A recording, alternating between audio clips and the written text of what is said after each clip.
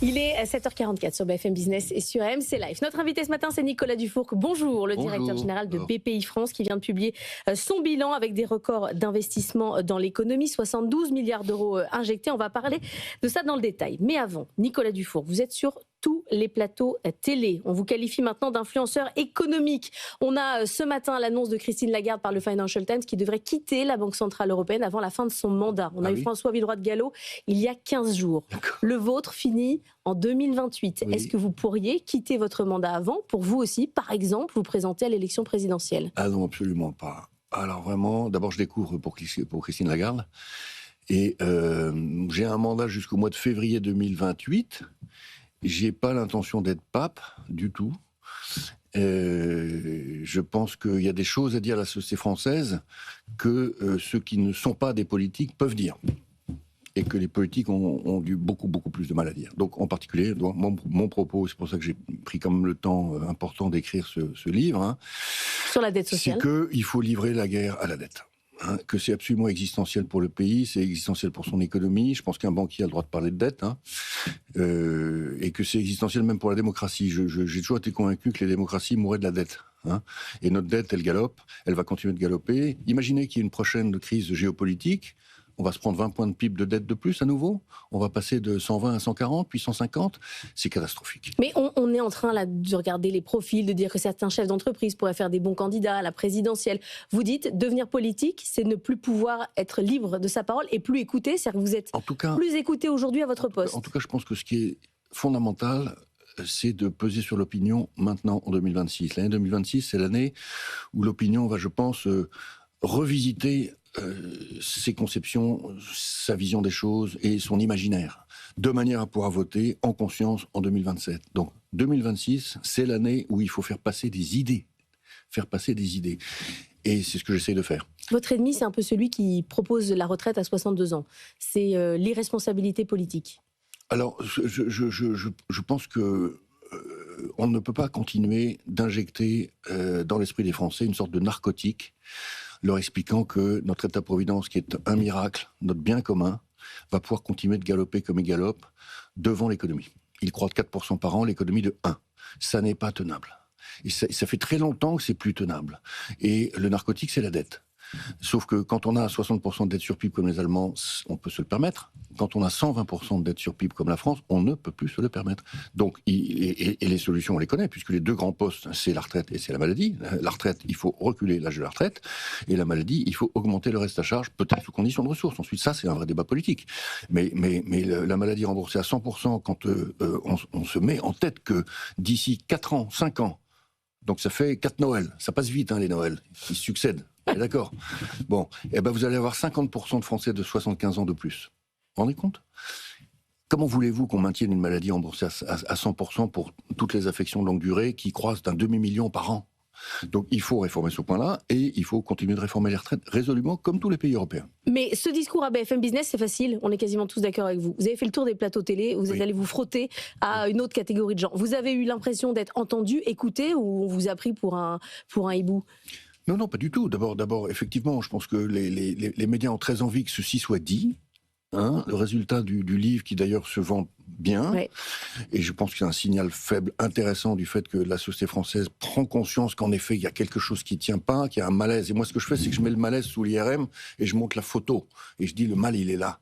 Et du coup, c'est un effet placebo, et ça va tout de suite mieux, hein, de savoir qu'en fait, on sait exactement ce qui se passe. 20 000 exemplaires d'un livre sur la dette, c'est vrai que c'est pas mal. Bah oui, mais en même temps, cette dette, c'est le cœur de notre problème politique depuis si longtemps maintenant. Et les Français, en fait, c'est quand même un grand malheur de pas être même capable d'expliquer pourquoi elles croient. Les gens disent, mais qu'est-ce qui se passe, quoi ? Bon, là, j'explique ce qui se passe. Et donc, je pensais être débordé, effectivement, d'injures dans tous les sens sur les réseaux sociaux. C'est pas le cas du tout. Pour répondre à votre question. L'année de BPI France, 72 milliards d'euros injectés dans l'économie, une création de valeur de 1,3 milliard d'euros. BPI France est toujours partout dans les dossiers et nécessaire pour l'économie française. Oui, absolument. On retourne toutes les pierres. Cette année, c'est 4 records. Record de crédit, record de financement de l'export, record d'investissement direct et record d'investissement dans les fonds privés. français, de capital risque et de capital investissement. Voilà, donc 4 grands records. La création de valeur 1,3 milliard d'euros, on la voit essentiellement dans les fonds propres, puisque les normes comptables font que quand vous faites des plus-values à la BPI, c'est pas dans le résultat, c'est dans les fonds propres en direct.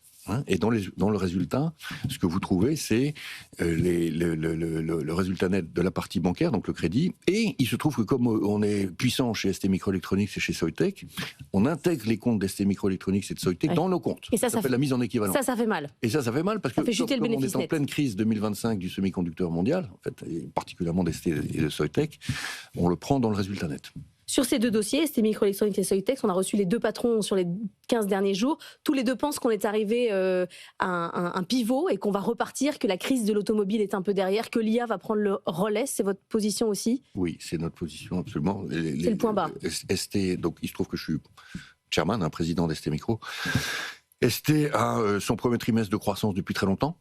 ST, effectivement, a annoncé un accord magnifique avec Amazon Web Services la semaine dernière sur l'IA dans les data centers. Et Soitec, en fait, est dans la queue de comète qui vient derrière. Donc, on pense qu'on a touché le fond de la piscine à la fin de l'année 2025 et que les choses vont maintenant repartir. Vous êtes sur les dossiers stratégiques où vous regardez ce qui est vendu ou pas à la France. Il y a un dossier sur lequel vous avez vendu des titres fin mai 2025, c'est Essilor-Luxottica.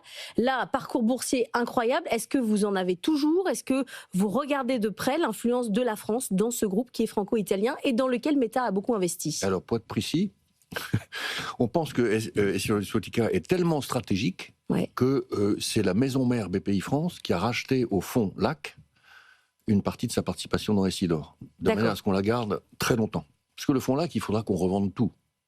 C'est un fonds. Et c'est un fonds avec 4 milliards d'argent privé, donc on va rendre l'argent à nos... Et vous voulez pas perdre la participation ? Et on ne veut pas perdre la participation parce que c'est une participation stratégique pour la France. Sur le dossier Orange. Orange a mis en vente sa filiale Globecast, nouveau dossier stratégique spécialisé dans la diffusion d'événements majeurs. Ça diffuse les JO ou le Tour de France.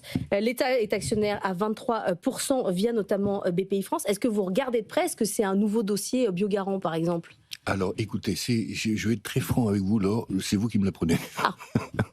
Vous ne pas maîtriser tous les dossiers. Non, pas maîtriser tous les dossiers, mais je me souviens très bien de Globecast quand j'étais chez France Télécom à l'époque, oui, bien sûr.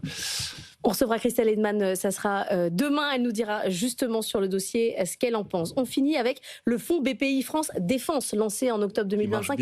Là aussi, gros succès, avec une collecte de près de 50 millions d'euros, et c'est pas terminé, on peut toujours aller dessus. Non, de toute façon, notre objectif, c'est 450 millions d'euros en 4 ans. 4-5 ans. Et là, on est à 53. Hier soir, 53 millions d'euros. Donc, ça continue de bien marcher. Ticket moyen, 5 000 euros. Donc ça, on a convaincu au total dans nos actions dites de vente au détail du portefeuille de BPI France, 25 000 Français. Donc c'est pas mal. Avec un ticket moyen, ils mettent combien ? 5 000. Oui. Minimum ou moyen ? Non, le minimum, c'est 500. Ah oui. Et moyen, oui. Donc c'est vraiment démocratisé. C'est unique au monde. Il n'y a qu'en France où on peut faire du private equity pour 500 euros. Voilà. Et donc le ticket moyen est de 5 000. Merci beaucoup Nicolas Dufourcq d'être venu ce matin dans la matinale de l'économie.